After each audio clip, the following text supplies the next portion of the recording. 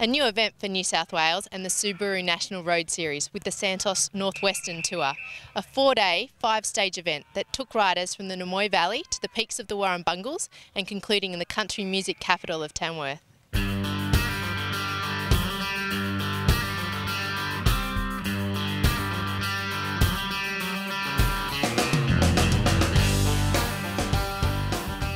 After 2 rounds of the series, Lisa Jacobs has a slender overall lead, but the 2010 National Road Champion, Ruth Corset, showed that she's back to the form that delivered her the national title with a great win in the Battle on the Border, held in northern New South Wales in May. Ruth Corset, the little pocket rocket from Townsville, takes it for Pensa Hawk Racing. The highly varied course of the Santos Northwestern Tour suits the all-rounders, with a time trial, a criterium and 3 road stages. The 3rd stage is predicted to be the most decisive, with a mountaintop finish to the Siding Springs Observatory. Look, I'm looking forward to tomorrow. I think there's a hilltop finish. It's going to be awesome. It's going to be on. Before coming here, I thought it was going to be pretty flat, but I heard about this nice climb at the end, which really suits us. The hilltop finishes are few and far between in the NRS series, so I think stage 3 is something that I've definitely been looking forward to for quite a while.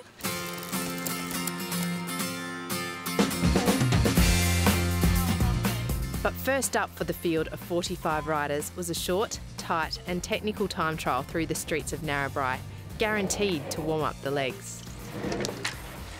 With the short distance, World Championship Pursuit bronze medalist Ashley Ankudinoff was widely tipped as a favourite for the event.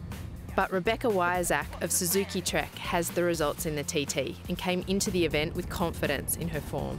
I think the distance will suit me perfectly. I kind of been transitioning to the track late last year, and 3K Pursuit's kind of the event that I've found to my liking, and today being 3.6 is hopefully going to be perfect for me.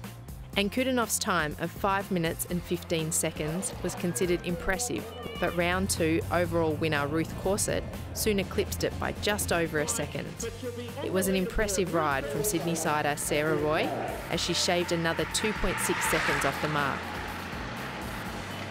But after dominant time trial wins in the Tour of Mersey Valley and the Battle on the Border, Rebecca Wyazak again proved that she has no peer in the race against the clock, coming in with a time of 5 minutes and 4 seconds. And Rebecca Wyazak's time, 5:04.25.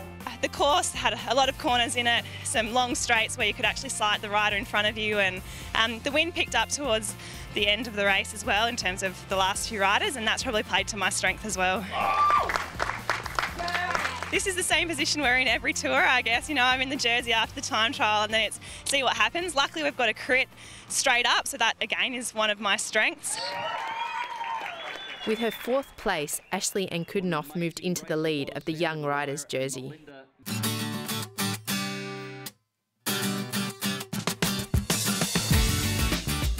Stage 2 featured a similar course to the time trial, and with series leader Lisa Jacobs riding without the support of a team, she wouldn't be able to use the team tactics that have been so effective for the Jayco Apollo VIS outfit. With the short 30-minute format, the attack started early as Vanessa McDonald of the Racing Kangaroos taunted the peloton, but the teams of Pensa Hawk and Specialised worked in unison to reel in the escapee. Kirsty Glover of Holden Cycling upsetting the favoured sprinters by taking the first intermediate preem. The final lap saw Boss Constructions setting a red-hot pace in an attempt to set up Ankudinoff. But launching from the final turn, it was Corset who was first to jump, with Davina Summers right on her wheel. Summers timing it to perfection.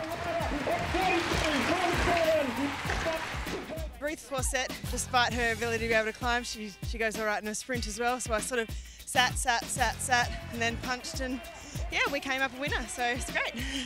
And it's a great bunch of girls, team and management, so we're going to have a great week. Corset's 2nd place time bonus, not quite enough to hand her the overall lead. Wyazak now with a slender 2-second margin to defend. It's still nice to get 4th. Unfortunately missed out on the time bonuses. I think I've only got 2 seconds now to Ruth, but pretty sure I'll be handing the jersey over to her tomorrow night.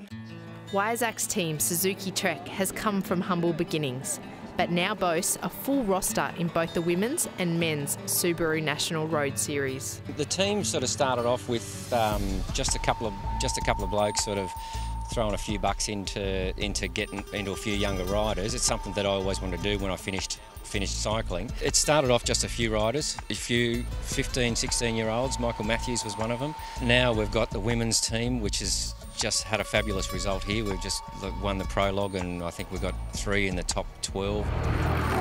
They're leading the NRS series at the moment, so you know, Beck Wyazach, she's a legend in the time trials, and young Alison Rice, she's a good time trial as well, and a very good climber. We'll try and take the women's tour out. After a successful career as a sprinter, Baden Burke is now enjoying the challenge of helping to develop young riders. I enjoy seeing these young kids coming up and you know, getting results and just enjoying themselves. I quite enjoy not having to do the bike riding myself. Yelling from the car is fantastic. I get great enjoyment out of that. It's fulfilling for me as a person as well, giving something back to the sport.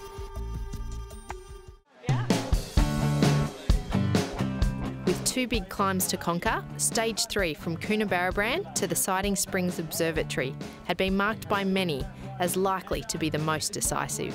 You're current leader of the National Road Series, and you've had a good start, and it's a stage that really suits you today. Yeah, that's right. I mean, the hills are where I love to be, so yeah, bring it on. Riders would battle gravel, clay, wind and rain on the 75-kilometre course, which would take the riders through the dramatic landscape of the Warrumbungle National Park. On the lesser of the 2 major climbs, Ruth Corset convincingly took out the first Queen of the Mountain sprint, and over the climb, a select group of 5 formed. Lisa Jacobs, Cassandra Dodd of Team Specialised, and Miranda Griffiths of Holden Cycling, proving that they were the ones with the legs set for the big climb later in the day. The group of 5 increased to 11 on the wet technical descent, and at one stage had a 1.5-minute lead to the peloton. Those left behind were chasing hard, and the breakaway was quickly reined back in. A well-timed attack by Kimberly Wells of Specialised saw her take the intermediate sprint points ahead of a fast-charging Davina Summers. From the base of the final climb, Miranda Griffiths' pacemaking strung out the bunch, and an attack by Ruth Corset was enough to force the final selection. Lisa Jacobs holding onto their wheels as the fog rolled in and the temperature dropped to single digits. The final 4 kilometres saw a flurry of action, and current NRS leader Jacobs was unable to maintain the pace any longer. Griffiths tried to escape but was reined back in by Corset, who then counter-attacked as the gradients became ever steeper.